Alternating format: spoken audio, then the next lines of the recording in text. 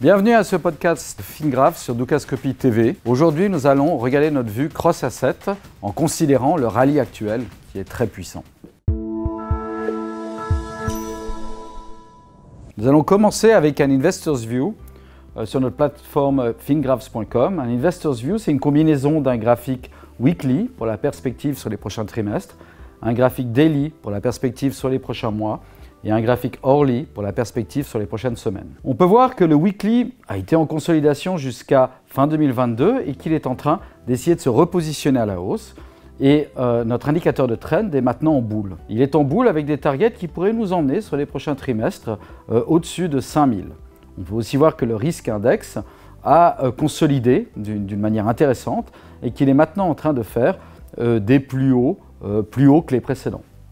On peut aussi voir qu'on a une dernière accélération très intéressante ici. On va pouvoir zoomer sur le daily, donc on voit qu'on a une consolidation assez forte qui s'est faite sur la fin du mois d'octobre, mais depuis un rallye qui a été d'autant plus fort et qui pourrait approcher les tops précédents qui ont été faits en juillet. En tout cas, nos targets nous disent qu'on pourrait effectivement aller chercher des plus hauts marginaux, potentiellement vers les 4680 et peut-être un petit peu plus. On peut voir que le risque index, pour l'instant, n'est pas encore suracheté, donc laisse un peu de place pour une dernière patte dans ce rallye. Sur le hourly, on est un peu en exagération, avec les enveloppes se touchent, qu'on est dans une consolidation assez plate, mais le risque index n'est pas encore suracheté et semble se repositionner à la hausse. Ce qui nous fait penser qu'on a un dernier mouvement haussier qui peut durer peut-être 1 à 2 semaines, sans doute jusqu'à mi-décembre, et qui pourrait effectivement nous emmener vers des plus hauts marginaux.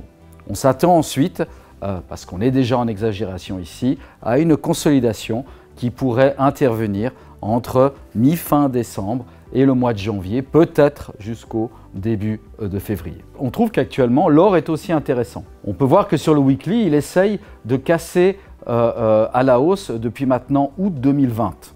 Cette zone psychologique de 2000 est effectivement très importante. On peut voir qu'il a été suracheté un bon moment, mais que le risque index a baissé et s'est positionné au milieu de la zone et pourrait effectivement repartir à la hausse. On peut voir qu'il y avait un peu de stress sur les enveloppes, mais que ce stress a depuis été atténué et qu'on est dans une tendance à la hausse qui potentiellement pourrait nous emmener ici vers 2076, mais éventuellement au-dessus de 2200 sur les prochains trimestres. Sur le daily, si on zoome, on peut voir qu'on était très survendu ici début octobre et que depuis on a rebondi très fort et on est déjà en train d'aller tester les plus hauts de l'or. On peut voir aussi que les targets nous emmènent au-dessus de 2100, voire au-dessus de 2200 sur le daily. On pense par contre que ce mouvement était très rapide et qu'il pourrait rencontrer du stress avec les deux enveloppes qui se touchent. On le voit aussi ici sur le hourly, avec un mouvement très fort qui n'a pas l'air fini, qui semble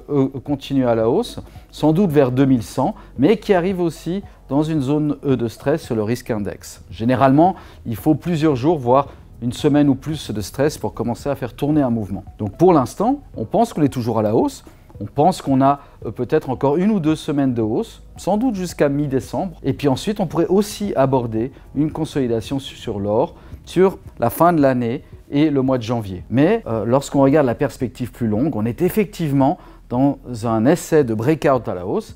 Et on pense que même si on consolide un peu en début d'année, durant le premier semestre, on devrait pouvoir accélérer, casser les tops précédents et sans doute aller en direction de 2100-2200. On trouve aussi intéressant de regarder ces deux assets que l'on revoit ici, donc le mini S&P Future en weekly et en daily, et l'or en weekly et en daily, avec l'euro, weekly daily, et le TLT qui est le tracker 20 ans des treasuries américains. On peut voir que même si eux ne sont pas dans une tendance à la hausse, ils sont dans un rebond et que ce rebond a aussi été très fort. On peut voir que l'euro, qui était survendu ici en daily, est allé chercher sa zone corrective avec maintenant une résistance qui se situe autour de 1,1060 et ici sur le weekly autour de 1,1280. On peut voir aussi que le TLT, qui était très survendu ici en weekly et en daily, est dans un rebond assez dynamique et intéressant. Par contre, sur tous ces assets, on commence à voir du stress et des résistances.